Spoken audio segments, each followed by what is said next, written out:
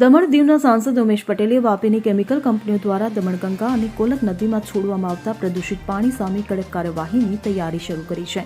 તેમણે technical team સાથે નદીઓનું નિરીક્ષણ કરી પાણીના નમૂના એકત્રિત કર્યા, જે ખાનગી અને સરકારી લેબોરેટરીમાં પરીક્ષણ માટે મોકલવામાં આવ્યા છે.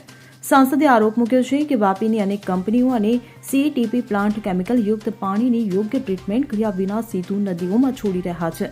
આ પ્રદૂષિત પાણીની ગંભીર અસર દમણના દરિયા કિનારે જોવા મળી રહી છે. માછીમારોએ ફરિયાદ કરી છે કે પ્રદૂષણને કારણે માછલીઓ, જળચર પ્રાણીઓ અને પક્ષીઓનું મૃત્યુ થઈ રહ્યું છે. વધુમાં માછીમારો પોતે પણ ચામડીના રોગો, કેન્સર અને ટીબી જેવી ગંભીર બીમારીઓનો શિકાર બની રહ્યા છે. સાંસદે દમણ પ્રશાસન પર પણ આકરા પ્રહારો કર્યા છે, જેમણે આ સમસ્યા પ્રત્યે આંખ આડા કાન કર્યા છે. તેમણે જીપીસીબી અને દમણ પ્રશાસનના અધિકારીઓને પણ આ સમસ્યા માટે જવાબદાર ગણાવ્યા છે.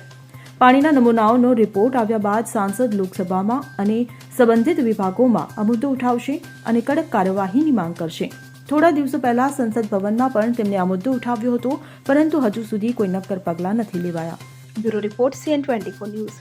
હવે જુઓ દેશ દુનિયાની તમામ ખબરો તમારી આંગળીના ટેરવે. ઉઠાવો મોબાઈલ અને Google Play Store પરથી ડાઉનલોડ કરો અમારી CN24 ન્યૂઝ મોબાઈલ એપ.